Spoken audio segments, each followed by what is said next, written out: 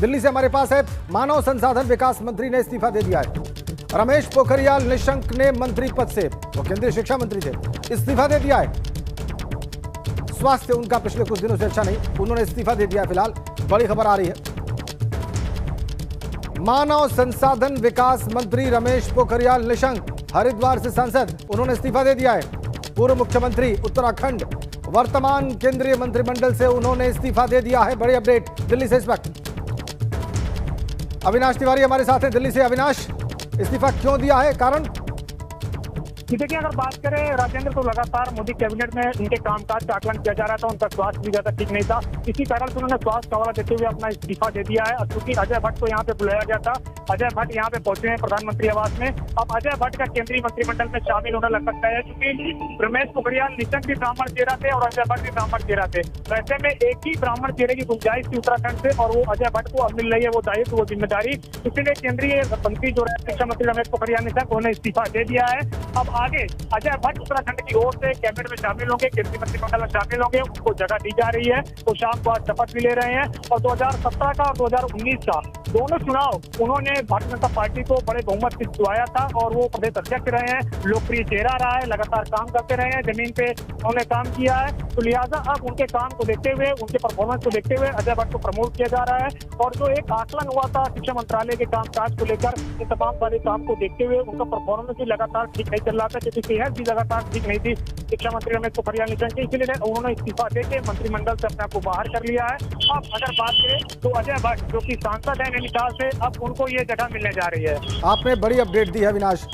आप कह रहे हैं कि रमेश पोखरियाल निशंक ने स्वास्थ्य कारणों के चलते इस्तीफा दिया है, और एक ही ब्राह्मण चेहरे की गुंजाइश थी इस मंत्रिमंडल में उत्तराखंड से, और वो ब्राह्मण चेहरा अजय भट्ट होने जा रहे हैं, क्योंकि उन्होंने 2017 के विधानसभा चुनाव में और उसके बाद 2019 के लोकसभा आम चुनाव में पार्टी के शानदार प्रदर्शन के लिए परिश्रम किया और सफलतापूर्वक काम किया।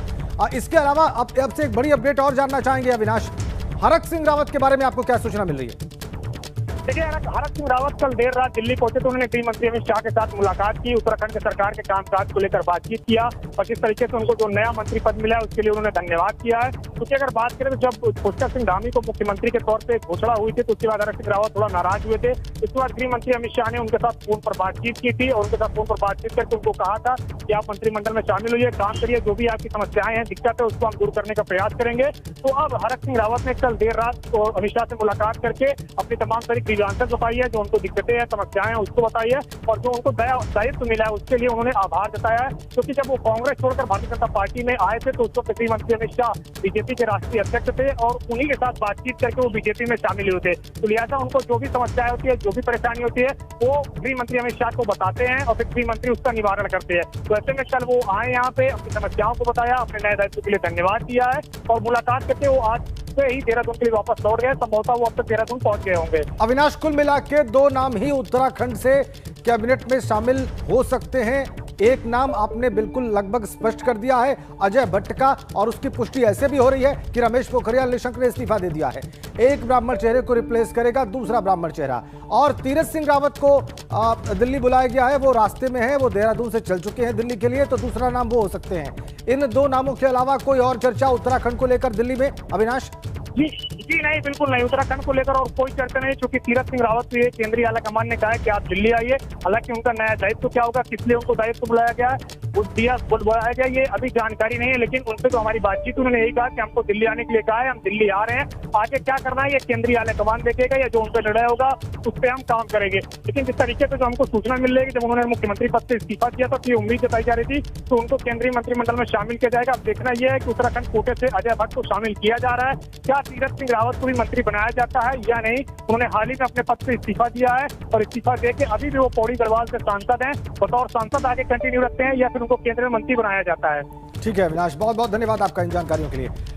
बड़ी अपडेट यह है कि रमेश पोखरियाल निशंक ने मंत्री पद से इस्तीफा दे दिया है। केंद्रीय शिक्षा मंत्री थे वो मोदी कैबिनेट में, उन्होंने इस्तीफा दे दिया है, और अब इसी वजह से, इसी कारण से यह स्पष्ट समझा जा रहा है, यह साफ समझा जा रहा है कि अजय भट्ट को केंद्रीय मंत्रिमंडल में जगह मिलने वाली है। रमेश पोखरियाल निशंक उत्तराखंड को रिप्रेजेंट कर रहे थे केंद्रीय कैबिनेट में, और ब्राह्मण चेहरा थे, उनको रिप्लेस प्रबल संभावना है करने की अजय भट्ट की।